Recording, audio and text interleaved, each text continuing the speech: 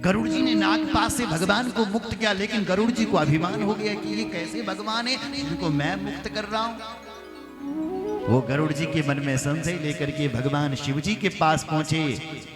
शिव जी कहते हैं ये पक्षी है, इसकी पक्षियों की भाषा में समझाना पड़ेगा, इसलिए पक्षीराज गरुड़ को काकभूषणी जी के पास ले गए, जो दिन रात राम जी के गुणानुवादों को गाते हैं।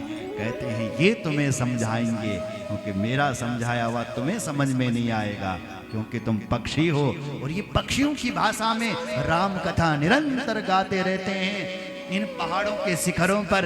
इसलिए हे पक्षीराज गरुड़, तुम काकभूषणी जी के पास रहो, ये तुम्हें राम कथा सुनाई। उन्होंने ये राम कथा सुनाई थी, वो कथा मैं तुम्हें सुनाने जा रहा हूं आज। याज्ञवल्क्य जी कहते हैं जिस कथा को काकभूषणी जी दिन रात गाते हैं, इसी कथा को भगवान शंकर दिन रात भवानी को भी सुनाते हैं, भगवती पार्वती को ये कथा सुनाते हैं। क्योंकि हे भरद्वाज जी, जैसे संशय तुम्हारे मन में हो रहा है कि राम कितने हैं, ऐसे संशय भवानी के सती जी के मन में भी हुआ कि राम कितने।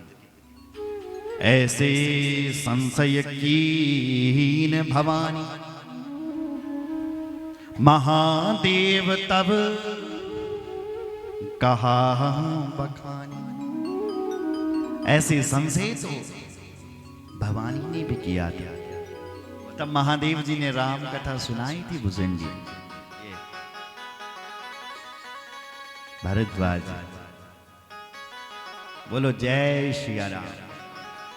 मीठी कथा है ये, मीठी कथा। कौन सी कथा है? भवरोग की मीठी कथा, जन्म मरण से छुटकारा पाने वाली कथा है राम कथा। कितना प्यारा नाम है राम, बोलो ना राम। हर कोई बोल सकता है, कृष्ण बोलो कृष्ण, कृष्ण बोलो कृष्ण, नहीं बोल पाओगे कृष्ण, टेढ़ा करना पड़ता है ना, कृष्ण नाक से उच्चारण। हमारे व्याकरण में यम गणना नाम नासिका च, इन शब्दों का उच्चारण नासिका से होना चाहिए। तो कृष्ण कृष्ण ऐसा होगा, नाम भी टेढ़ा।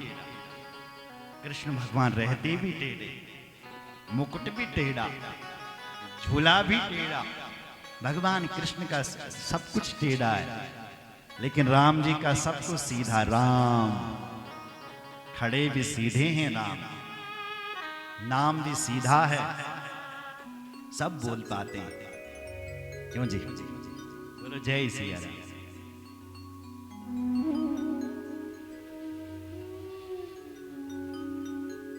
बोलो जय श्री राम। तो याज्ञवल्क्य जी कहते हैं यही प्रश्न एक बार भगवती सती ने भी किया था जो तुम कर रहे हो। कब महाराज? तो कहते हैं एक बार त्रेता जुग माही, एक बार त्रेता जुग माही, शंभु गए कुंभज सिपाही। ओ शंभु गए कुंभज सिपाही, शंभु गए कुंभज सिपाही, शंभु गए कुंभज सिपाही। संग सती जग जननी भवानी, संग सती जग जननी भवानी, संग सती जग जननी भवानी।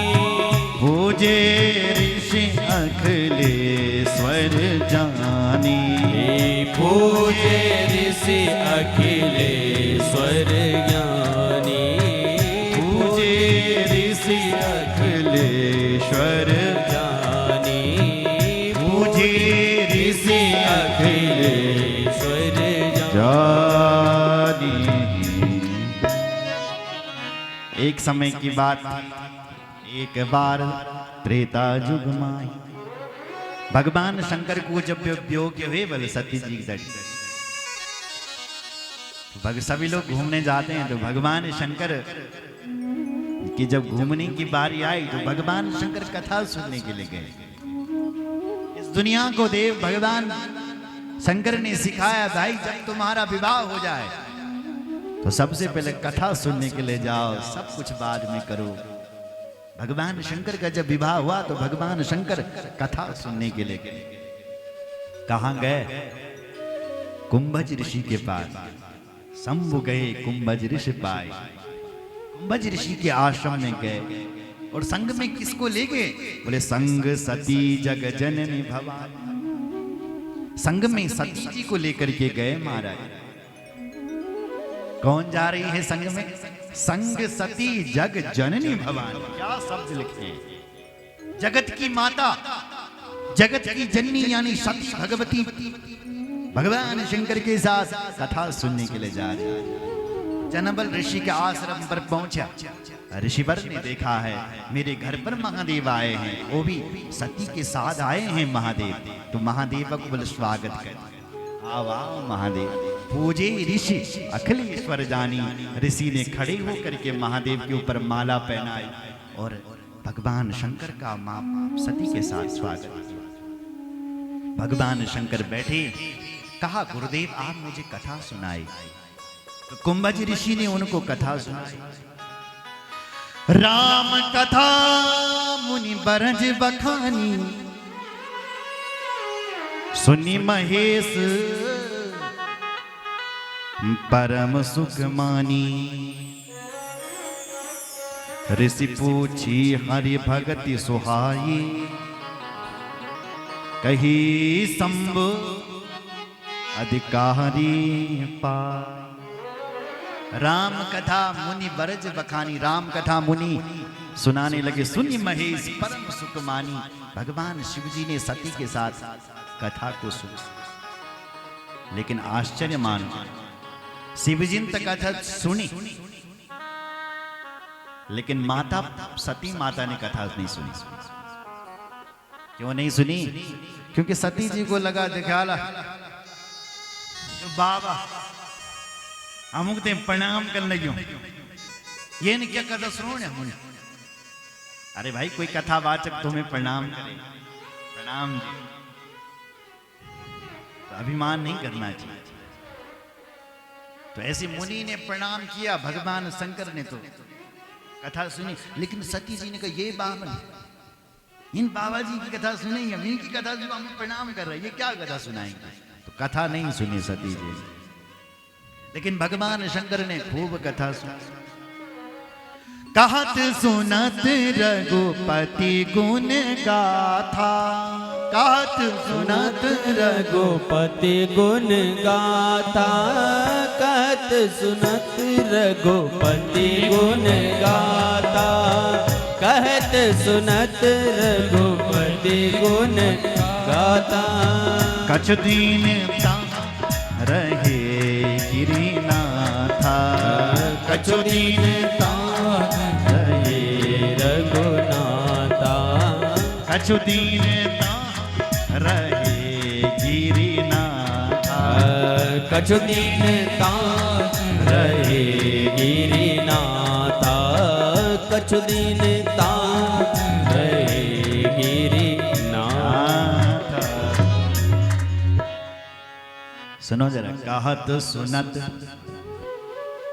भगवान शंकर ने कुछ सुना और कुछ कहा। रघुपति गुण गाथा। कछु दिन तहां रहे ही गिरिनाथा। कुछ दिन वहां रहे बोल भगवान शंकर। कहां रहे? ऋषि के आश्रम में रहे। और अब भगवान शंकर ने जब कुछ दिनों तक कथा सुनी, उसके बाद विदा मांगी। किससे? कुंभज ऋषि से। कहा कि हे महात्मन, हे ऋषिवर, अब हम अपने घर जा रहे हैं। तो मुनिसन विदा मांगी त्रिपुरारी। चले भवन संग दक्ष कुमारी। मुनिसन विदा मांगी त्रिपुरारी। मुनि से विदा मांगी त्रिपुरारी भगवान शंकर ने। और भवन चले भवन संग दक्ष कुमारी। भगवान शंकर के साथ कौन कथा सुनकर के आ रहा है? बोले दक्ष कुमार ये कथा सुनकर के आ रहा। जब पहले कहा कौन कथा सुनने के लिए जा रहा है, बोले जगत की जननी जगत की माता कथा सुनने के लिए जा रही है। और अब इस जगत जननी ने जब कथा नहीं सुनी महाराज, तो सारे विशेषण हटा दिए। कहती एक दक्ष कहते हैं चंचल को, कहते हैं एक चंचल की बेटी कथा सुनकर के आ रही है।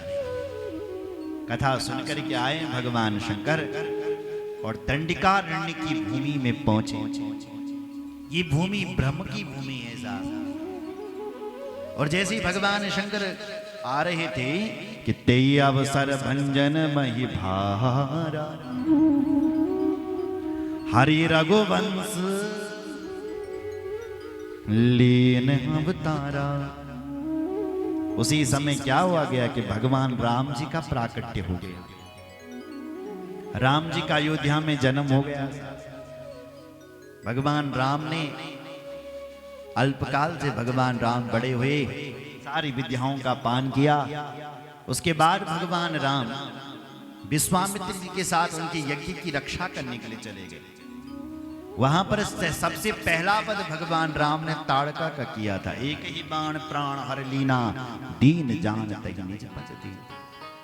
ताड़का को मारा, सुबाहु को मारा और उसके बाद उस मारीच को